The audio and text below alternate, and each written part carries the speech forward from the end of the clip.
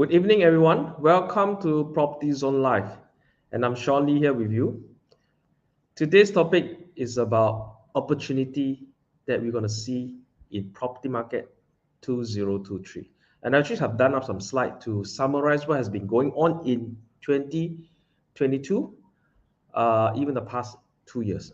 And what can we look forward if you are a property investor, if you're a home buyer looking forward before stepping into 2023. So without further ado, I'm not sure I've done some slide, and I just want to pull this out and share with you. Okay, so very quickly.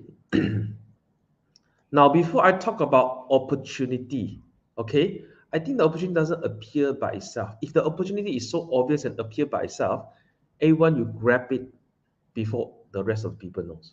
So I think crisis lies great opportunity. Crisis coexists with opportunity. So if you look back for some of the crises previously you have experienced, if you are veteran or experienced enough, I think 1998 we have went through Asian financial crisis, or we call currency crisis. The most vivid example we can think of is like, one USD can actually exchange up to close to $5.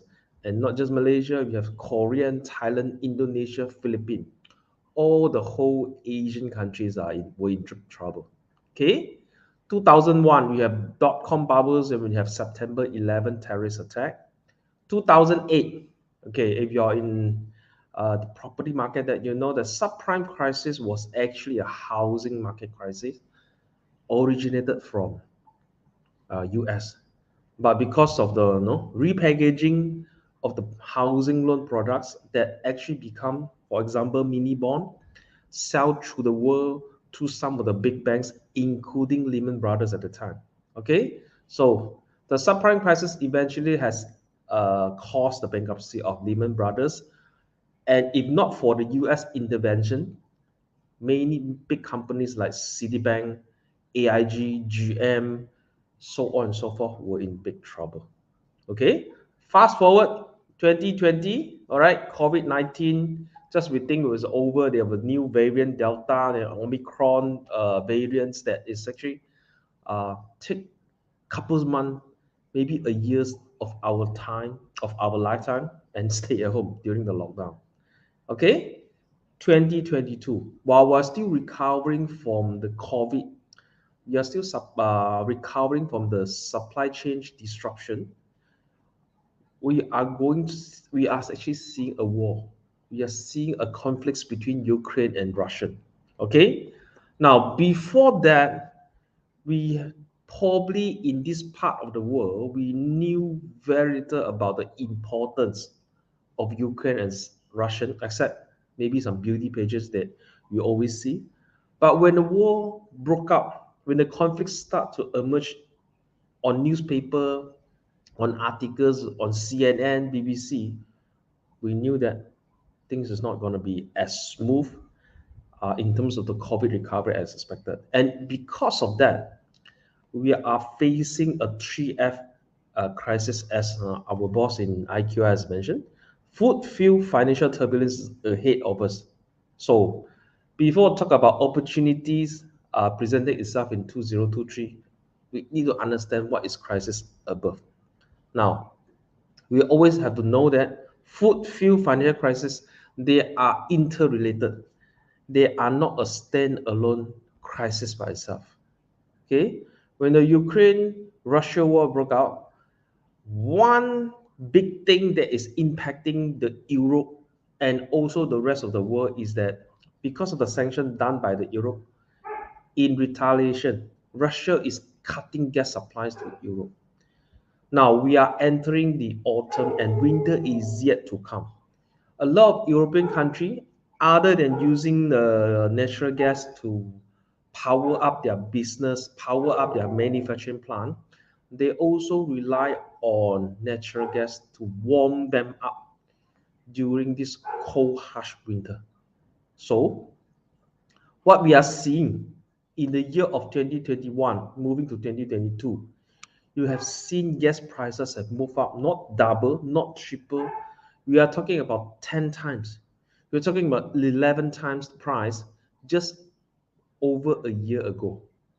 So this has created a huge, tremendous impact on the whole world.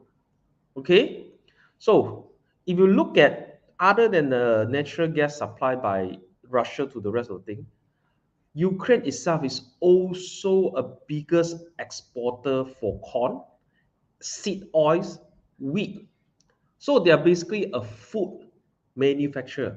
The food exporter that is located in Europe and supplying the foods to the rest of the world. Okay, I'll skip this. Now, one thing you will see a immediate impact that's combining these two is actually the bread. Okay, in most part of the Europe, because Asian part we eat noodles, we eat rice. When I talk about Europeans, most of them they eat bread.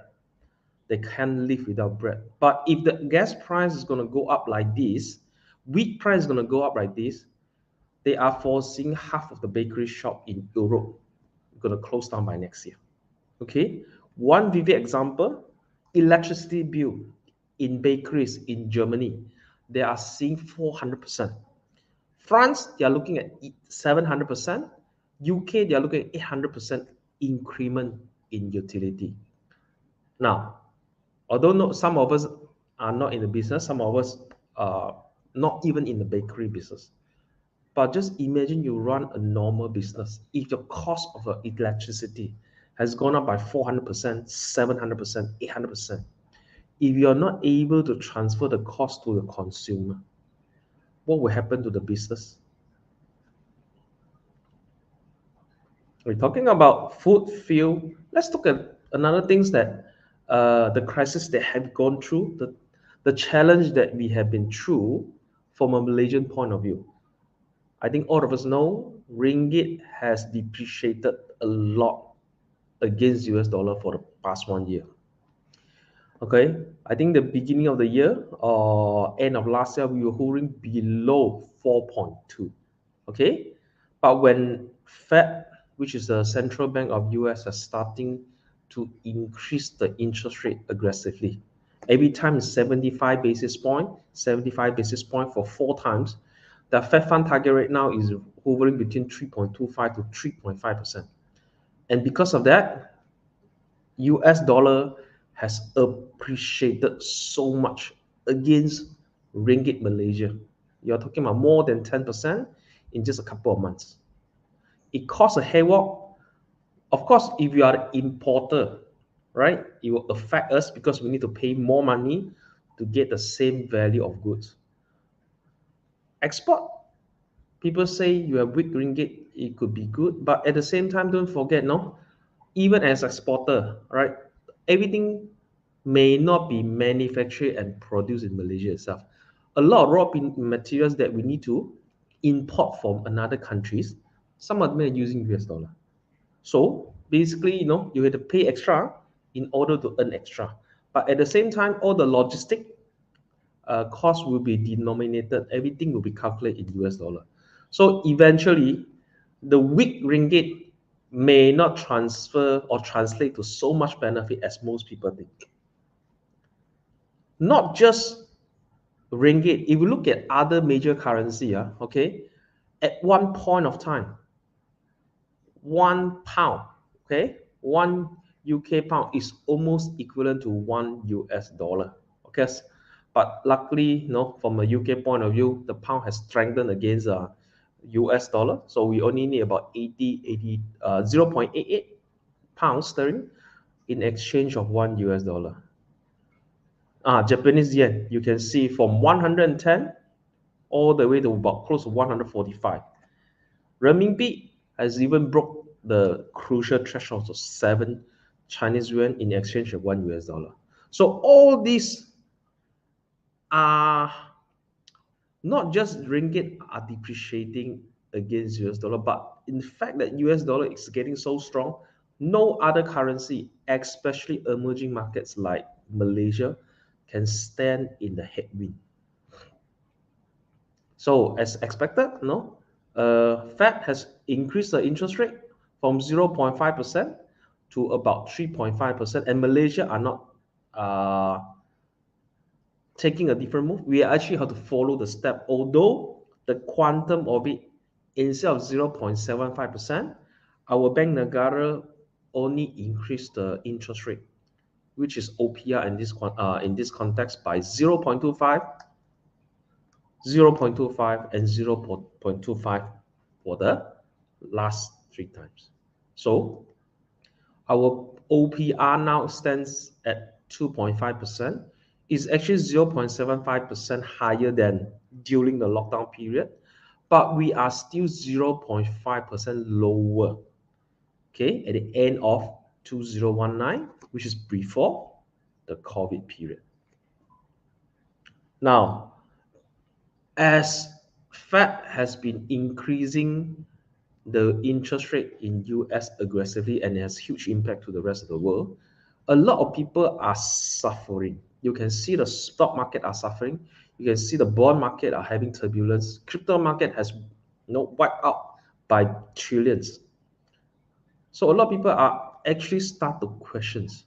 All right, is Fed adding fuel to the fire? The fire means the inflation. Now, by increase the interest rate, you're supposed to bring the inflation down. That is the basic general economic things we understand. But the problem is, are we in an inflation era that is different from other times that increasing interest rate may not be that effective, or they could be counterproductive? One thing we look at is the inflation now, today, is not because people got too much money to spend, too much money chasing too few goods, and leading the cost or the inflation to goes up.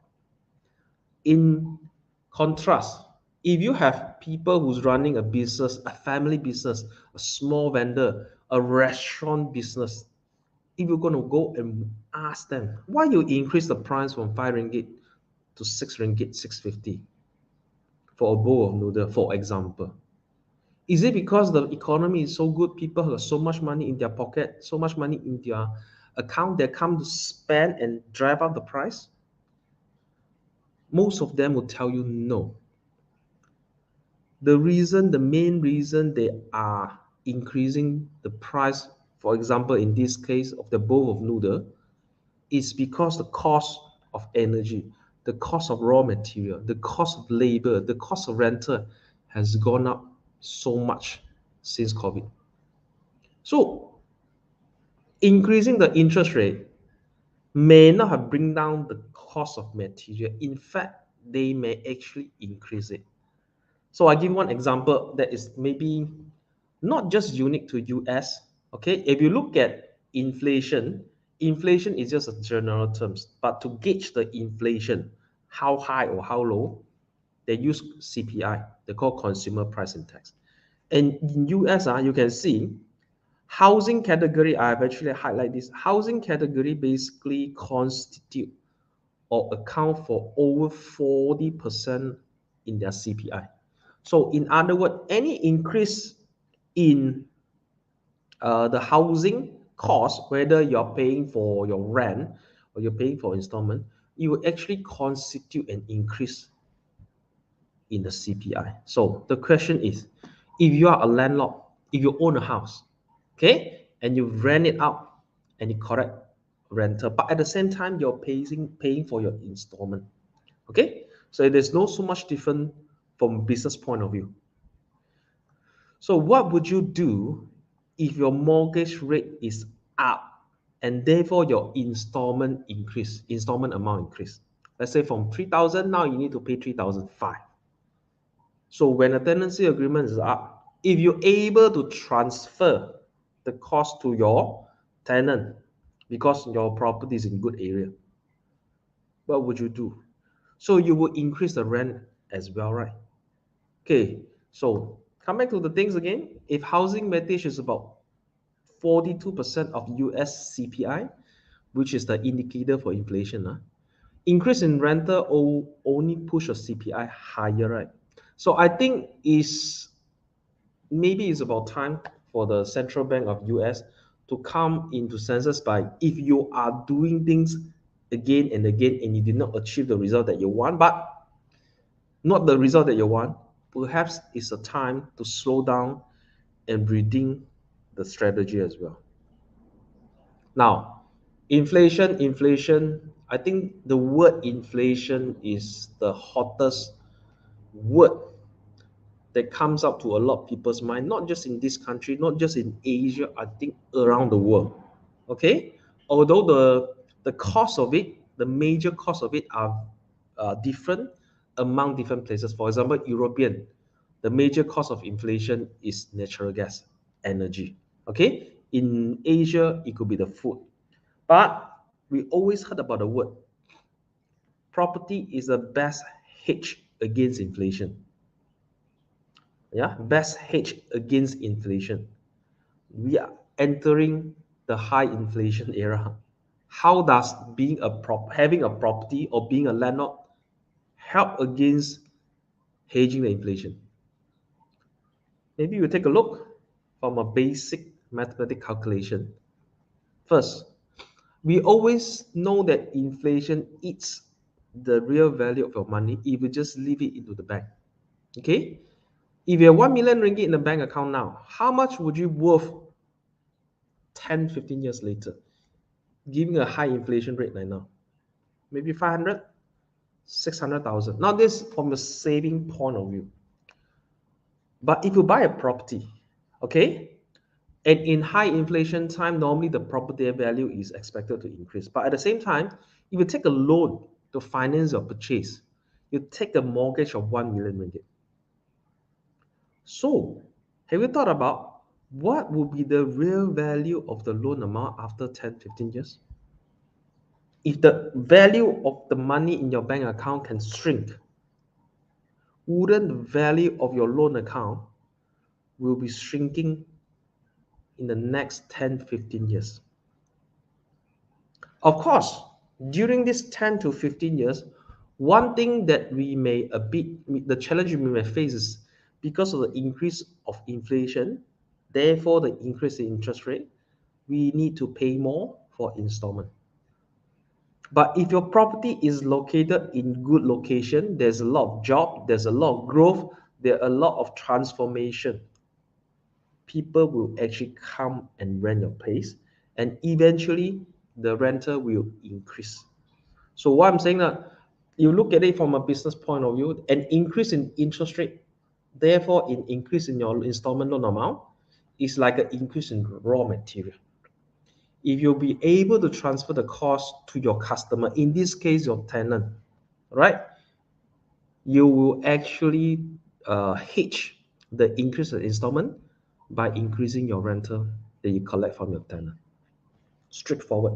Okay, so in this, some example why property is still a best hedge against inflation. And second thing, high interest rate has little impact or close to no impacts on high net worth individual mortgage. To be honest, if you look at even in Malaysia context, when wealthy people, when rich people take a loan, they hardly look at the interest rate. And you know why?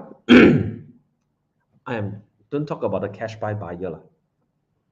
If people who are taking the loan from bank, okay, they don't really have to look at the interest rate. Why? Because of the flexi loan. Nowadays, almost all banks give you flexi loan account. What it means that because housing loan is a daily rest mechanism, whatever that extra money that you put in will be used to minus off your interest cost. So in other words, simple example, if a wealthy people take a million loan from the bank, okay, you have extra 900,000 to put into the account, okay. So net 1 million minus the 900,000, they only have to pay the interest on 100,000. Of course, if you have more than 100,000, they can put inside, and the bank would charge almost no interest for them. So in this case, when wealthy, smart investors taking up investment like property, the high interest rate has little impact on them. Okay, so therefore, while the general public are actually affected by the higher interest rate because of the loan installment amount, wealthy people, they will actually at this time start acquiring more property because they know that with inflation keep going up, if the noodles above or rice, the veggie, the bread, everything is going up in tandem.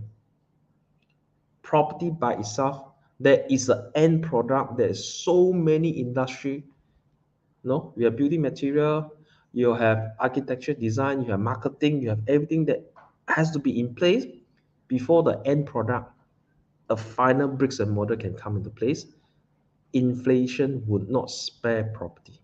So holding an asset in property in facing the era of the high inflation coming in end of 2022 and stepping into 2023 will be one of the smart choice by smart, wealthy, rich investor.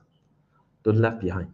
Okay. So this conclude my sharing for today. I hope you enjoy the session today, and see you next time. Bye bye.